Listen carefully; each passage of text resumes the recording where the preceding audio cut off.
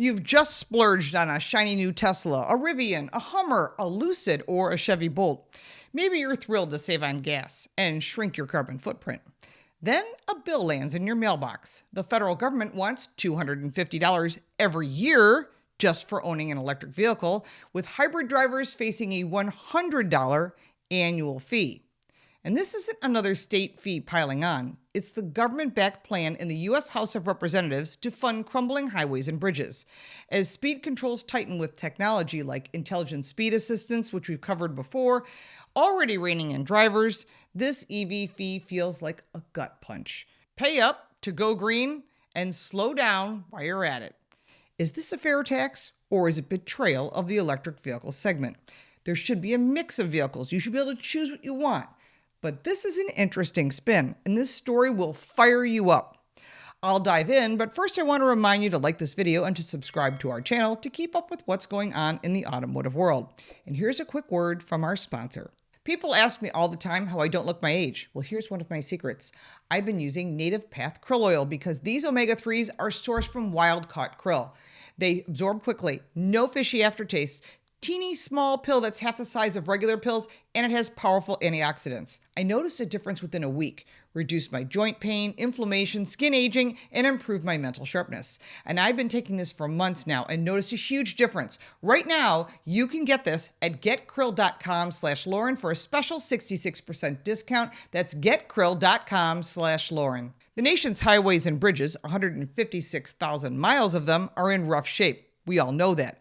And the Highway Trust Fund, created in 1956, was created to maintain this network. It's projected to face a $142 billion shortfall over the next 5 years. Its main revenue source has been federal gas and diesel taxes that have been set at 18.4 cents per gallon since 1993, and hasn't kept up with inflation or rising construction costs. More fuel-efficient vehicles, including gas cars, hybrids, and EVs, mean less gas is sold, shrinking taxes and their revenues much further. So Congress has propped up that fund with $275 billion from the General Tax Fund since 2008. But that's a temporary fix. Now it's going to change. The House Transportation and Infrastructure Committee, led by Representative Sam Graves, a representative out of Missouri, proposed a $250 annual fee on EVs and $100 on hybrids to help close the gap. Graves told reporters in April 2025 that the current funding system is unsustainable. The logic seems simple. Drivers who don't pay for gas taxes should contribute to the road upkeep, but the plan has sparked concern about the fairness and its impact on drivers' choice. The proposed fees raise questions about differences across vehicle types. Gas-powered vehicles, which make up about 80% of U.S. cars, pay an average of $88 annually in federal fuel taxes based on typical driving and fuel efficiency on average. By contrast, the $250 EV fee is nearly 3 times higher, and the $100 hybrid fee exceeds many of gas cars. So that doesn't make sense. And this disparity frustrates some who argue that all vehicles use the road equally regardless of the fuel type. However, others point out that EVs and hybrids, well, they benefit on the roads without contributing to the gas taxes, and this justifies the fee. And they weigh more than gasoline-powered counterparts, so they should pay up. But state fees add complexity. 39 states already charge EV owners an annual fee, ranging from $50 in Colorado to $290 in Pennsylvania. And hybrid fees are less common, but exist in some states like Alabama for $100.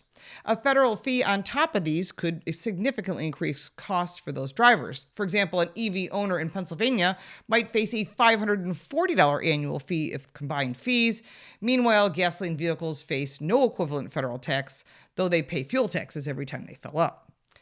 The fee proposal coincides with efforts to curb speeding, which contributes to 12,000 U.S. traffic deaths annually. That's not good. But intelligent speed assistance, or ISA technology, which uses GPS and cameras to limit the vehicle's speed to post speed limits to gain traction. Now, Europe has required ISA in their cars since 2022, and some studies have shown that 37% drop in speeding-related deaths. That's not a bad thing. But we don't know if there's a direct correlation and causation from this new technology. But lawmakers, they're going to lean in on those statistics. And the U.S., New York City's ISA pilot program achieved a 99% speed limit compliance, although it's really difficult to speed there anyhow. And automakers like Volvo, they've capped their models up to 112 miles per hour for years. The National Transportation Safety Board, or NTSB, is pushing for ISA in all new cars by 2030. However, ISA has some drawbacks. GPS errors can misread speed limits, with many frustrated drivers complaining online about how GPS already has its issues. Privacy, well, that's a whole nother issue, and insurers might use that ISA data to raise premiums for drivers who attempt to override the limits.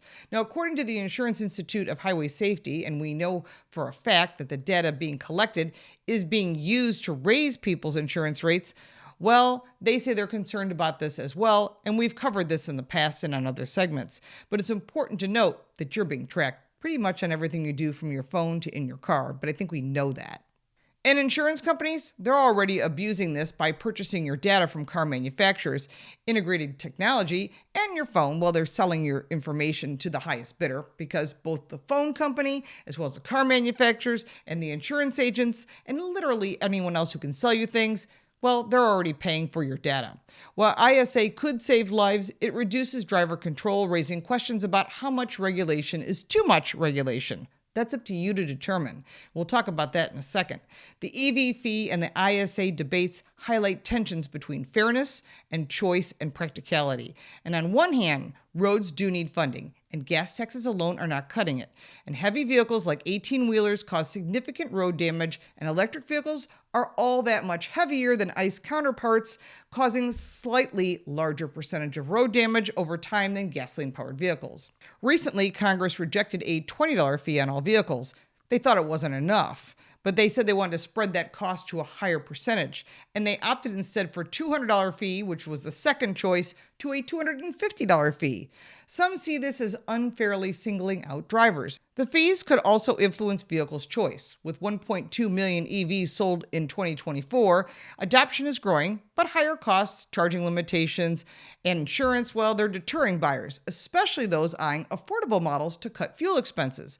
But gas vehicles, meanwhile, are getting more expensive. Plus, everyone's insurance is increasing no matter what you're driving. And this could potentially tip the scales for cost-conscious drivers. However, doing nothing is not an option. Crumbling roads affect everyone, and the Highway Trust Fund's deficit won't fix itself. Doing nothing will also make the roads more dangerous for everyone. ISA raises similar trade-offs. Mandatory technology could frustrate drivers who value autonomy and freedom. And errors in the ISA system and data misuse by insurers add practical concerns. Both the fees and the speed controls reflect a broader trend, increased regulation to address systematic issues, but at the cost of individual choice. Literally, this is about control. The Highway Trust Fund's troubles go beyond EVs or gas taxes. Fuel efficiency across all vehicles has reduced gasoline tax revenues, and the 18.4-cent tax has stayed unchanged for 32 years. And that's equal to less than half of the 1993 value. Raising the gas tax or taxing miles driven, as Virginia's pilot program does, could spread costs more fairly. However, these options face political hurdles. Voters dislike new taxes, and mileage tracking raises privacy concerns. Targeting EVs and hybrids might seem like an easy fix, but estimates suggest that these fees will only add 0.1 to 3% to transport budgets, barely denting the $142 billion shortfall. Other ideas, like taxing heavy trucks based on road damage, have merit but haven't gained traction and are nearly impossible to calculate. An increased cost to them will be passed on to us anyhow when it comes to delivering literally everything. The Congressional Research Service notes that comprehensive reforms such as indexing gas tax to inflation or diversifying revenue with tolls could stabilize funding. Yet Congress is leaning on the stopgap measures, making drivers navigate a mess of fees and regulations to everyone.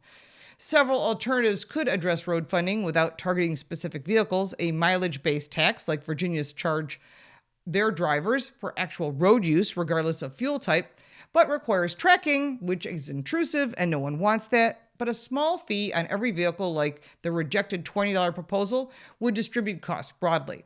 Taxing heavy trucks could lean on the amount of impact. Studies shown on a single 18-wheeler can equal thousands of cars in pavement wear. Raising the gas tax, though unpopular, would reflect modern costs and capture revenue for all fuel users. Each option, as you can see, has its pros and has its cons, and none of them are good. Now, this debate affects every driver. If you own a gas-powered vehicle, an EV, or a hybrid, you're dodging new fees but still navigating those crumbling roads. If you choose an EV or a hybrid, you might face some federal and state fees that outweigh the gas tax savings. Speed controls, which are threatened to come by 2030 and apparently is in the infrastructure bill, we're trying to get that undone, could limit how you drive, regardless of your vehicle. The Highway Trust Fund's $142 billion deficit demands a fix, but the current plan raises questions about the fairness and its impact to your choices. The EV bill is heading to the full House for a vote, where it could pass or stall. Its outcome will shape driving costs and vehicle decisions. To stay informed, follow us and we'll share the updates. And if you have an opinion, contact your representative. You elected them. They need to hear your perspective. The core issue: how can the government fund roads while preserving driver choice? This needs a solution that doesn't favor a vehicle type over another while also limiting impact to your wallet. What's your take? Should fees target specific vehicles, or is there a fairer way? Share your thoughts and your comments below, and let's keep the conversation going. If you like this video, give it a like and subscribe for more videos like this, and check out our car review channel, Car Smarts. You can support me by buying me a cup of coffee, and if you want even more content, check out the links in the description. I'm Lauren Fix. Thank you so much for watching.